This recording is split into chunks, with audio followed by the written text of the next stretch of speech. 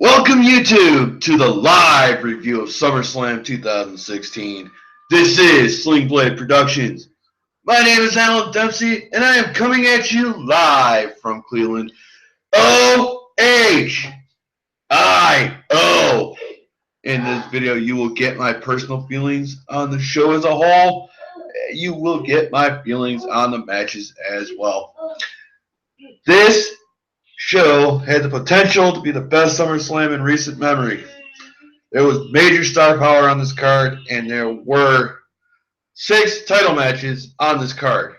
4 hours of WWE action had to be the best, or had the potential to be the best it's been in quite some time. They had to make this show as good as NXT TakeOver Brooklyn 2. That said, let's get right down into the match card. And we're going to start with match 1. My prediction for that was Carmella, Becky Lynch, and Naomi versus Natalya and Alexa Bliss, with Carmella, Becky Lynch, and Naomi winning by submission, with Carmella scoring the submission in a 10-minute match. Did that happen? No. The first match of the night was American Alpha, the Usos, and the Hype Bros versus the Ascension, the Vaudevillains, and Breezango in a 12-minute tag match. In a match that was not even advertised, I might add. This is how you build up your tag team division on your SmackDown brand. This is how you start off a pay-per-view. You had the 6 hottest tag teams on the Blue brand. Granted, they are also the only 6 tag teams you have on the Blue brand right now. And you have them try to exert their dominance for a potential tag team title. This, of course, the second grandest stage of them all, of the year, the biggest party of the summer. All 12 men delivered. All 6 tag teams looked like serious contenders for a tag team title. This match was incredible. I cannot say it any better than that. Now, that being said, if they are going to have a tag team title on SmackDown, which by all common knowledge, they probably will, you need to build up your tag team division, get more tag teams on the Blue brand for one. The Revival would have been a perfect addition, but no, Triple H decided to keep them down in Florida. I don't know why. But anyway, that being said, I think your top 2 tag teams on SmackDown right now, on the babyface side, not the Usos, American Alpha, coming up out of NXT with a shit ton of momentum. Your top heel tag team at this point, in my opinion, has got to be the Vaudevillains. So that's got to be your initial SmackDown tag team title matches, American Alpha versus the Vaudevillains. Now, that being said, let's get back to this match. I loved it. I was happy to see these 12 guys get some action at SummerSlam. These guys have all been working their asses off, mostly down at NXT, and of course the guys that were on the main roster have been trying to build themselves up, and finally they have the chance to do it. That being said, your winners in this match, the Usos, the Hype Bros, and American Alpha by pinfall. Jey Uso got the pin in 14 minutes and 32 seconds. What do I rate this match out of 5 stars? I got to give it 4 because it was only on the pre-show. But this has a chance to really build something. So keep it up on the Blue brand. Now we get into match 2. And match 2, I had predicted Cesaro versus Sheamus, with Cesaro going over by submission in 8 minutes. Did that happen? No. Match 2 was another surprise match. The Dudley Boys versus Neville and Sami Zayn in a tag team match. This was definitely a great matchup. You had one of the greatest tag teams in the history of the business against two of the hottest young talents up from NXT. This match was an emotional favorite of mine for the above reasons. One awesome moment was Sami Zayn allowing Neville to springboard off of him into a corkscrew moonsault. An oh shit moment happened when Bubba Ray went for a leaping senton off the top rope and missed. This match was awesome from bell to bell. The action in this match was intense from start to finish. I hope they lock these two teams up again in the future. That being said, I'm putting it to Stephanie and Mick to make that happen at Clash of Champions as an undercard match, not on the pre-show. Your winners in this match, Neville and Sami Zayn by pinfall, with Neville scoring the pin in 7 minutes and 55 seconds. Match number 3 on this card was my predicted match number 2. But match number 3 that I predicted was Enzo Amore and Big Cass versus Chris Jericho and Kevin Owens, with Enzo Amore and Big Cass going over by pinfall, Enzo scoring the pin in a 10-minute match. Did that happen? No. This one was Sheamus versus Cesaro in their first of 7 matches of a singles match. And this is how you build up a feud. You start with the first match low on the card, and you slowly build it. This is how you start it, with hard-hitting action from bell to bell. That is exactly what Cesaro and Sheamus gave you from start to finish. Oh, I forgot to rate match 2. I'm giving it 3 out of 5 because it was not a very long match. Now back to match number 3. Even for a pre-show match, both Sheamus and Cesaro brought their A games. This match was just incredible to watch. These two men, and I say men in all capitals because they are men among boys in this business, looked like they wanted to kill each other. And I say kill in all capitals because they were hitting each other pretty stiff. Excuse me. Neither man wanted to quit and look weak. There was an oh shit moment in this match when Cesaro jumped off of the ring post, into a springboard flying cross body. If that doesn't make you say oh shit because of the balance required to stand on a ring post, then you need your freaking head examined. That being said, this match was awesome. They deserved every minute of the 14 minutes and 10 seconds they got, and then some. That being said, Sheamus your winner by pinfall. I'm giving this match, for a pre-show match, 5 out of 5 stars. Now, we move on to match 4. And my predicted match 4 was the New Day versus Luke Gallows and Carl Anderson. Tag team match for the WWE Tag Team Championship with Luke Gallows and Carl Anderson going over clean by pinfall. Luke Gallows scoring the pin in 12 minutes. Did that happen? No. It was Enzo Amore and Big Cass versus Chris Jericho and Kevin Owens under the name Jericho KO, or Jericho, which is a stupid name. I could have come up with a better tag team name than that. This was a tag team match, and this match got off to a fast start with a post-opening bell assault on Enzo and Cass by Jericho and Owens. This match, I loved it. It was fun to watch.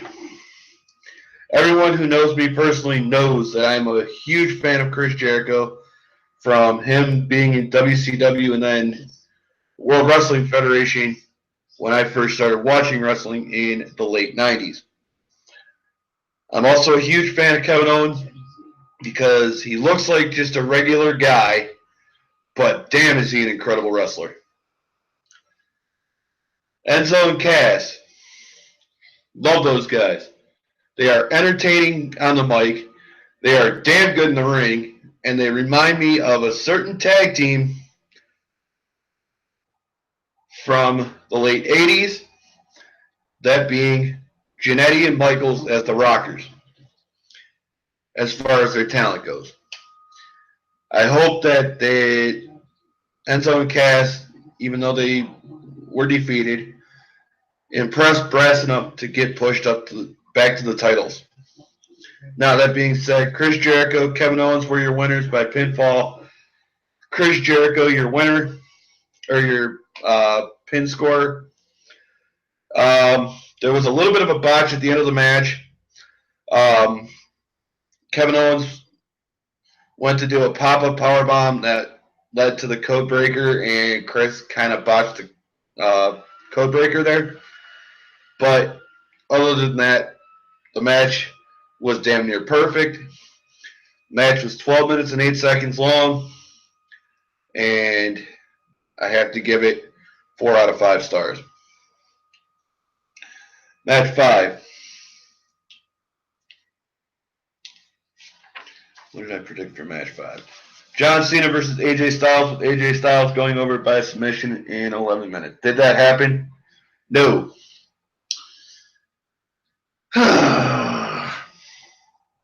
Really? Charlotte versus Sasha Banks. Singles match for the WWE Women's Championship with Dana Brooke banned from ringside. And you had to put this match second on the main show, 5th overall, when you have your 2 hottest women in the whole company in that match. I totally disagree with that booking idea. I also disagree with the finish. I'll get to the finish in a minute. This first title match should not have been the first title match of the night. I don't understand how you could put this match on before what was originally a 3-on-2 women's handicap match, which was later in the show. I get it. You have the 6 top women, well, what was really originally the 5 top women on SmackDown, but there was no title involved yet. So that match should have been here. Now, having said that, this was supposed to be SummerSlam's answer to Asuka versus Bayley 2 from TakeOver. And you had to put this match on second on the main show. I disagree with it, like I said. That being said, this match was fun to watch. It was incredible. Both Charlotte and Sasha brought it at the biggest party of the summer. So kudos to them. I know they probably would have wanted this match on near the end of the card, but they were handed what they were, and they made the best of it, and it was a damn good match.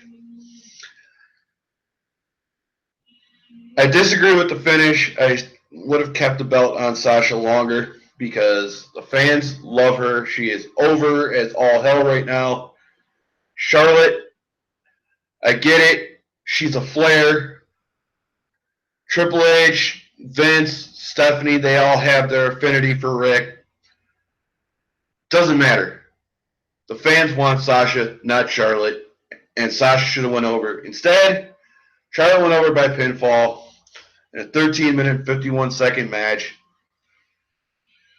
And as good as this match was, I have to give it 3 out of 5 stars. 1 for the questionable finish, and 2 for the questionable placement on the card. Okay, I'm done with that rant. We're on to match 6, which I predicted to be Rusev with Lana versus Roman Reigns in a singles match for the United States Championship. Roman Reigns winning by pinfall in a 13.5-minute match. Did that happen? No, they went the other way. They went with the blue brand. They went with the Intercontinental Championship. The Miz with Maurice versus Apollo Crews. Singles match for the WWE Intercontinental Championship. And this is another one.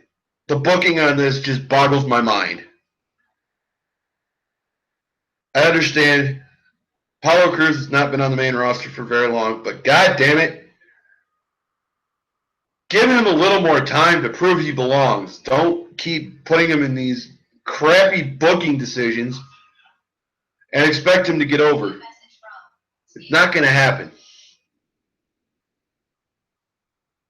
This match, though, for what it was fun to watch. And emotionally, because The Miz is from my hometown of Parma, I was rooting for him. I don't have a problem with the finish. The only issue I really have was the short length on this match. 5 minutes and 45 seconds, and you expect Apollo Crews to prove himself worthy of being the Intercontinental Champion or more? That does not work. And Vince, Shane, Stephanie, Triple H, come on. Apollo's your guy. He was on NXT. You should have pushed to have him in a longer match, especially for a title. Excuse me. And I know I'm ranting, but this is the questionable booking that doesn't make your big pay-per-views feel big. And yeah, I get it. There was a lot of matches on the card. You had to give everybody their time. But this was a title match. Title matches should be 15 minutes plus. 10 minutes plus. Especially your mid-card titles. Oh. That being said, your winner, The Miz, with Maurice in his corner by pinfall. The match was 5 minutes and 45 seconds. I'm going to have to give it 3 out of 5. And their next pay-per-view, they're going to have to make this Intercontinental title match longer and put it higher on the card. Because otherwise, it just devalues the Intercontinental title, which has been around since the 70s. Pat Patterson should be pulling his hair out right now because of how valueless the IC title looks after tonight. Okay, I'm done with that rant. Move on to match 7. Match 7. This was the Intercontinental title match that I predicted between The Miz and Apollo Crews. And I had predicted Apollo Crews to go over by pinfall in 16 minutes. That didn't happen. Match 7, instead, was AJ Styles versus John Cena in a singles match. And this was your second blue brand match of the main show. This match had to be the biggest SmackDown match of the night, minus the title, due to the superstar power in this match. Both Cena and Styles looked great in this match. The crowd was hot for this matchup. Up to this match, the crowd had sounded somewhat flat to me. Both Styles and Cena were able to kick out of each other's finishers, which I greatly enjoyed. You very rarely see that anymore. Both guys gave each other their best shots, and neither could finish the other off. This match was awesome. This was the Styles-Cena match I wanted to see a couple of months ago when the club got involved. See what these two guys can do when you don't have outside interference? These two made magic. And I have to say, beyond the shadow of a doubt, this is one of my 3 match of the night contenders right now. Both guys had to innovate and dig deep into their bags of tricks because they couldn't finish each other off with their best shots, at least early. And as I said, this was my first match of the night candidate. The action was intense from opening bell, from start to finish. This was the best matchup of the night to that point. Now, with that in mind, AJ Styles, your winner by pinfall in a damn near 24-minute match. It was exactly 23 minutes and 10 seconds. And mark my words, if this is my match of the night, you will know it. Move on to match 8. And this was the women's title match that I had predicted to go here, which went on second.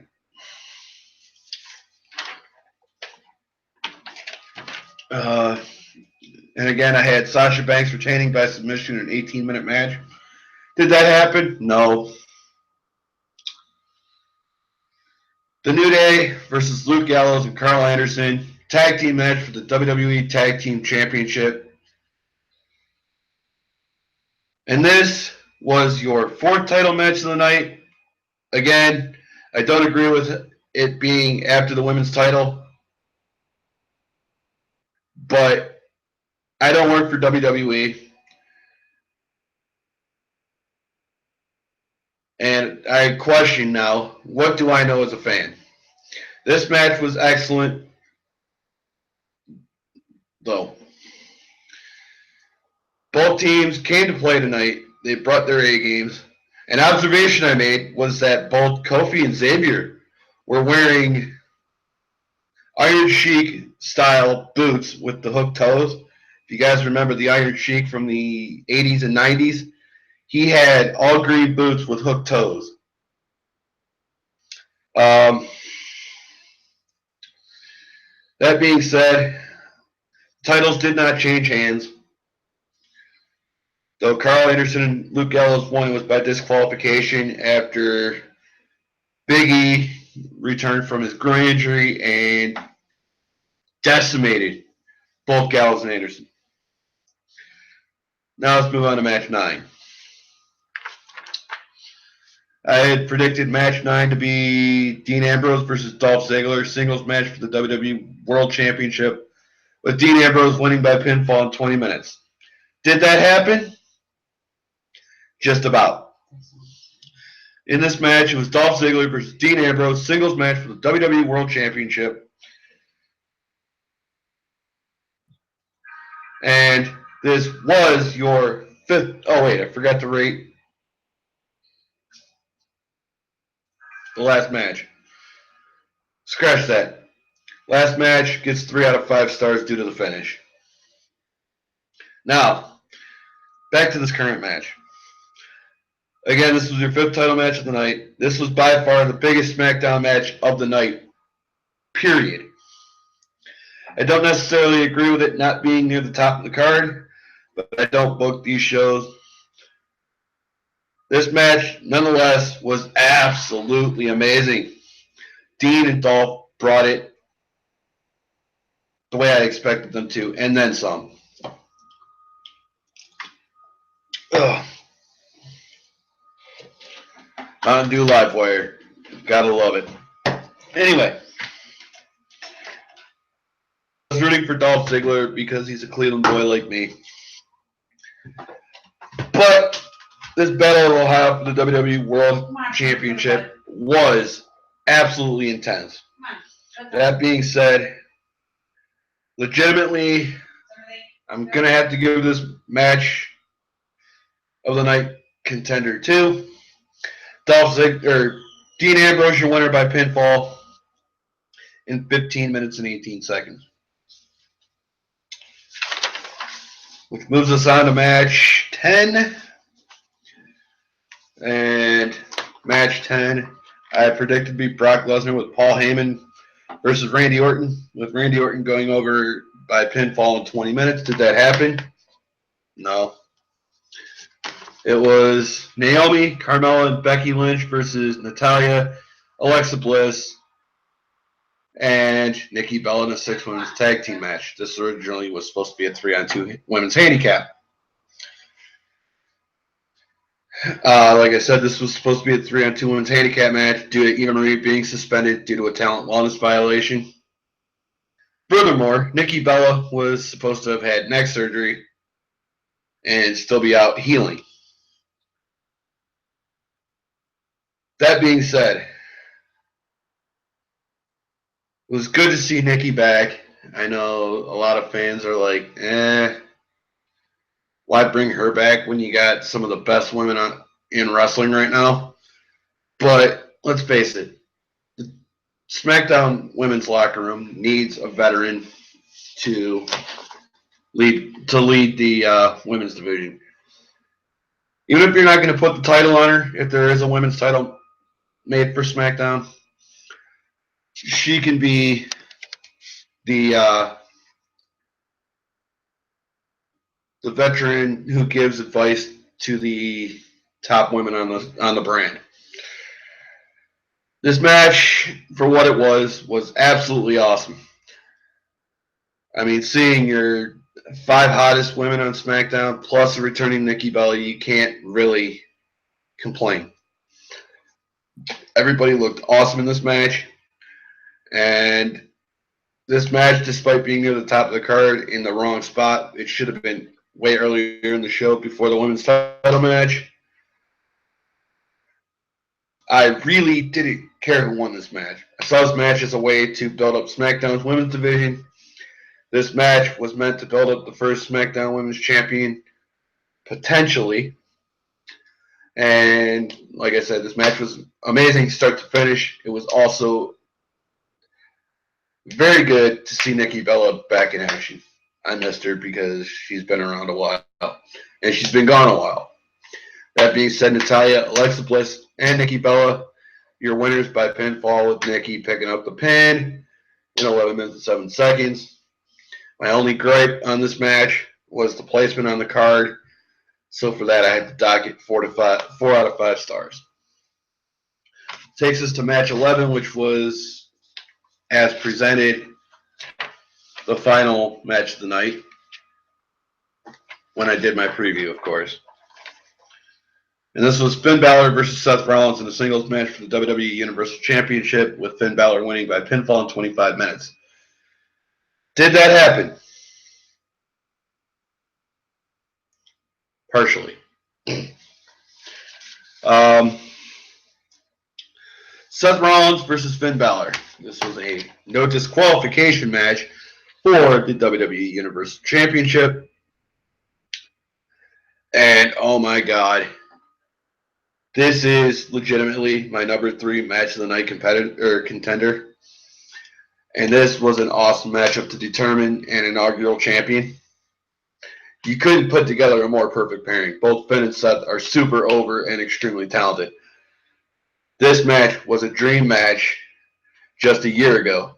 The fact that you had the first NXT champion in Seth Rollins versus the longest reigning champion in Finn Balor going head-to-head proves that Triple H knows what he's doing with his guys. And I hate to say it, but it's time for Vince to step aside, let Triple H take over running the company, because he at least knows how to make his shows and his guys look absolutely amazing. This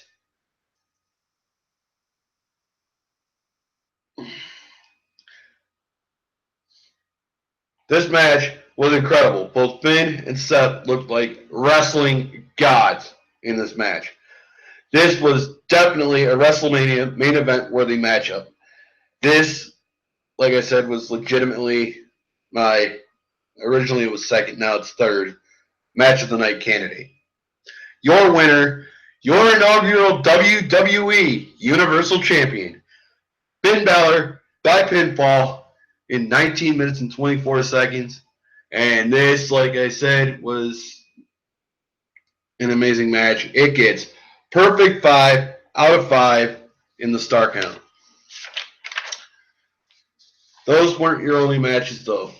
You have 2 more matches. Potentially.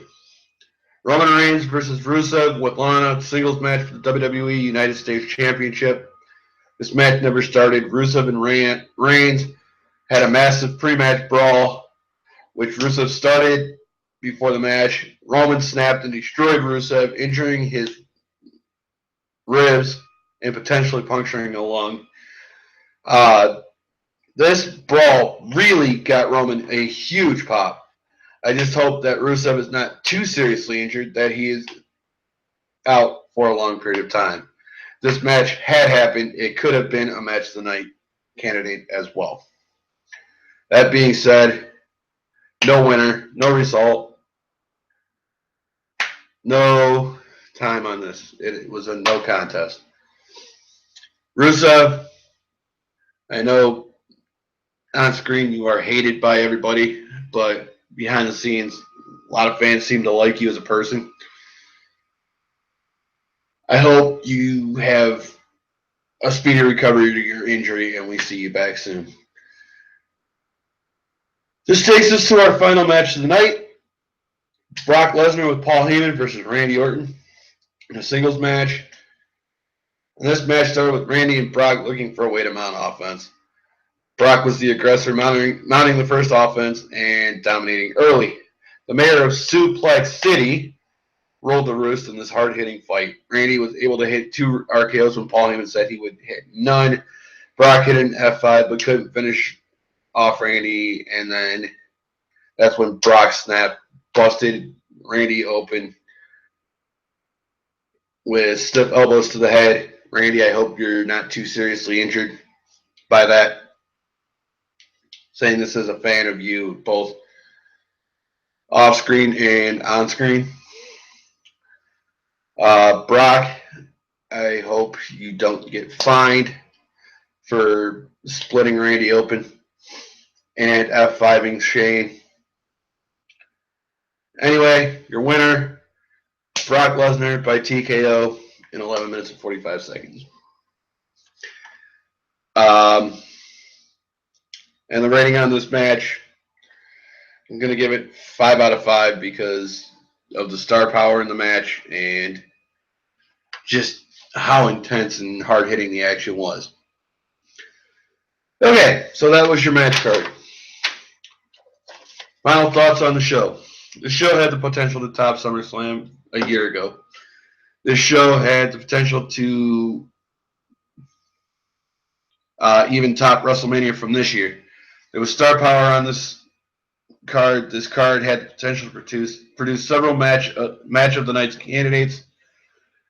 The end of the show was extremely violent with the brawl between Reigns and Rusev and the brutal beatdown of Orton by Lesnar. There were some questionable booking decisions. Like I said, some matches were placed in wrong spots, and they should have been flipped around. And some of the finishes were questionable as well, namely Charlotte versus Sasha Banks. How did it stack up with the booking? The show felt out of order a bit. Was it a bad show? Not at all. But with the non-linear feel, this show was not as good as it should have been. How do I rate this show? It was better than last year's SummerSlam, but paled in comparison to WrestleMania this year. I have to give this show a 3 out of 5 stars. My match of the night, after thinking about it, Finn Balor versus Seth Rollins. That match should have been the main event. And in my heart, it was the main event. So with that in mind, I want to thank you guys for your support. The views on the videos that you have given me so far mean a lot to me. You are the reason I come on YouTube for your entertainment. You are the reason I do these videos. Again, thank you for the support. You and the YouTube wrestling community are all amazing. Closing thoughts. This has been a live review of SummerSlam 2016. This has been Sling Blade Productions. My name is Alan. I have been coming at you live from Cleveland, Ohio. If you didn't watch this live, make sure to leave a comment in the comment section below. I will respond to your comments as soon as I see them. Make sure to leave a like, subscribe, and share this video all over social media. Come Wednesday, I have another review of the WWE Cruiserweight Classic. So until then, y'all have a great night. Enjoy Raw tomorrow, SmackDown Tuesday, and NXT Wednesday. Till then, peace. Okay.